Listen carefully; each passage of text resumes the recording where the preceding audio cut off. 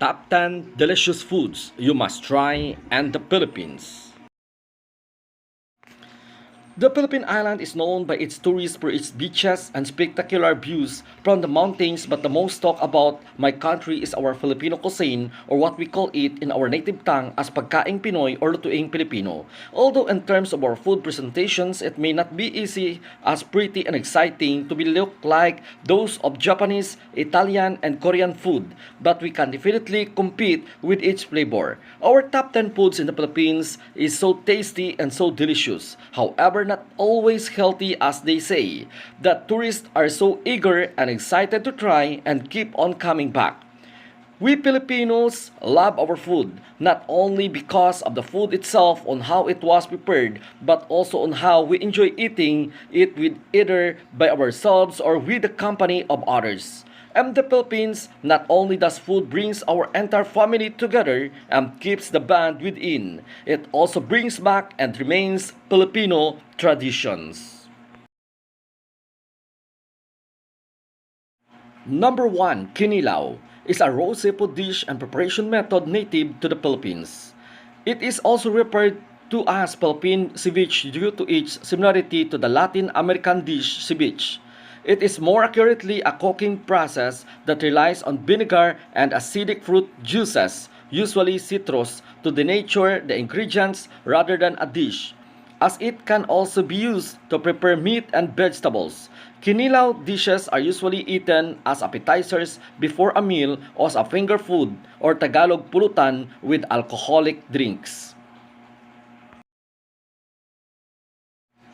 Kilawin is a meat-based preparation method quietly similar but not the same as kinilaw. Though the name can sometimes be used interchangeably, it is more common in the northern Philippines and the use blanched and lightly grilled meat, not raw. Number 2, sisig. Sisig is a popular Filipino dish made by boiling, chopping, and grilling parts of pig's head such as ears, checks, and jowls, which are then seasoned with salt, pepper, and vinegar. The meat is combined with fried onions, sili, and chicken livers, and the whole concoction is traditionally topped with a raw egg.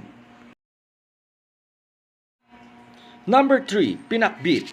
Pinakbet is a classic stir-fry recipe that uses local and easy-to-find vegetables and seasonings to make it delicious.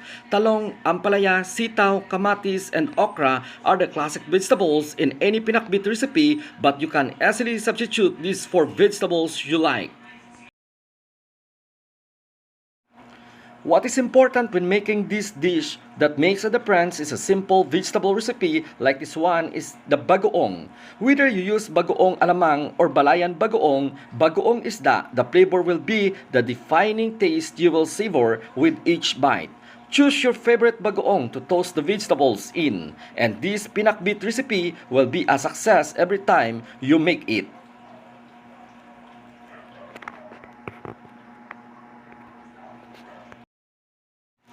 Number 4, Soup number 5.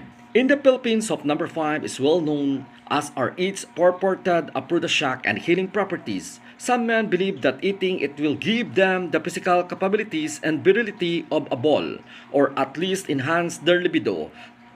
To the unsuspecting consumer, soup number 5 resembles a typical meat soup it claims to fame. The use of a bull's penis and testicles, though individual variations and secret recipes abound, the defining feature is the genital component. How the dish got its name is uncertain, but popular food lore points to marketing tactics. One explanation says that restaurants explicitly labeled the first 4 soups: chicken, pork, beef, and seafood. Then, the fifth option would be left cryptically elaborated upon, perhaps to intrigue the customer, perhaps to avoid getting into details. Soup number 5. Number 5, linagpang na manok or linagpang na manok, a Filipino chicken soup. The chicken is roasted and flaked It is then mixed in a bowl with ginger, onions, basil, and some chili. Finally, boiling water is poured over it. Sounds good, yes. Taste even better. The roasted chicken meat and skin gives a smoky flavor to broth, while the ginger, onions, chili, and basil give it a more fresh taste.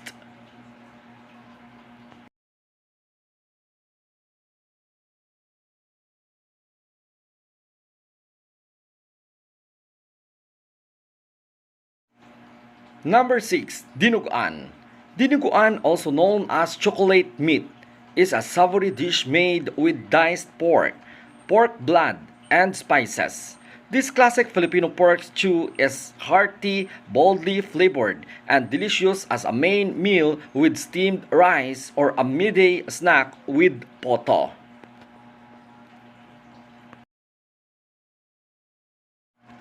Number 7.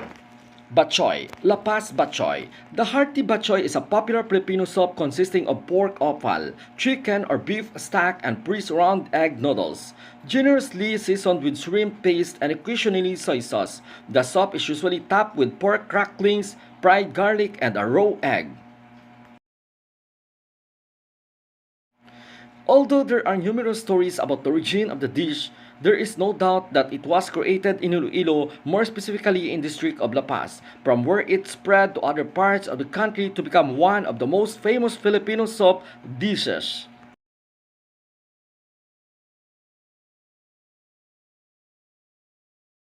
Number 8. Pancit Molo. Pancit Molo is a Filipino pork dumpling soup with origins from the town of the Molo in Iloilo.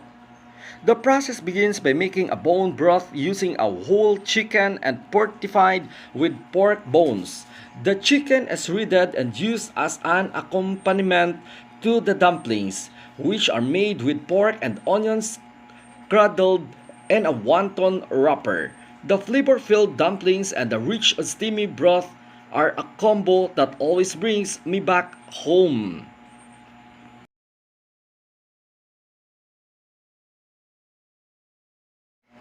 Number 9. Adobo. Adobo is a traditional Philippine dish. Adobo is prepared using pantry basics like white vinegar, soy sauce, garlic, peppercorns, and bay leaves to create a marinade. The meat is marinated in this mixture overnight, then simmered in the same marinade on the stove top until meat is cooked through.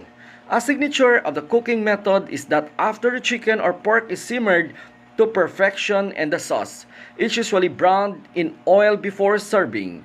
The adobo cooking technique is thought to have originated during pre-refrigeration time in an attempt to preserve meat by cooking it in vinegar and salt. Though in modern renditions, the salt has been replaced with soy sauce. There are endless variations stemming from this Philippine classic. Number 10. Lechon baboy is a dish in which the entire pig or piglet is stuffed, glazed, and slowly split roasted over coals. The most coveted part is the crispy golden brown skin, which tops the tender meat that melts in one's mouth. The preparation of lechon is lengthy, but the Filipinos see it as an excellent opportunity to socialize. Traditionally, the pig or piglet is slaughtered early in the morning, its entrails are removed, and boiling water is poured over the skin so the hair can be scraped off. Next, salt and pepper are rubbed on the inside and the outside, and the pig is skewered on a long bamboo pole. The inside of the pig is stuffed with various ingredients, which can include lemongrass, garlic, onion, bay leaves, tamarind leaves, saba or bananas, and star anise, and is then sewn together with twine. The pig is slowly roasted over coals while being turned and constantly glazed with either evaporated milk, soy sauce, oil, or even soft drinks such as Sprite and 7-Up. After a few hours, the whole pig is ceremonially brought to the festive table and chop into portions. Since the meat itself is juicy and tender in half, it doesn't require any sauce. However, a thick liver-based sauce may serve on some occasions.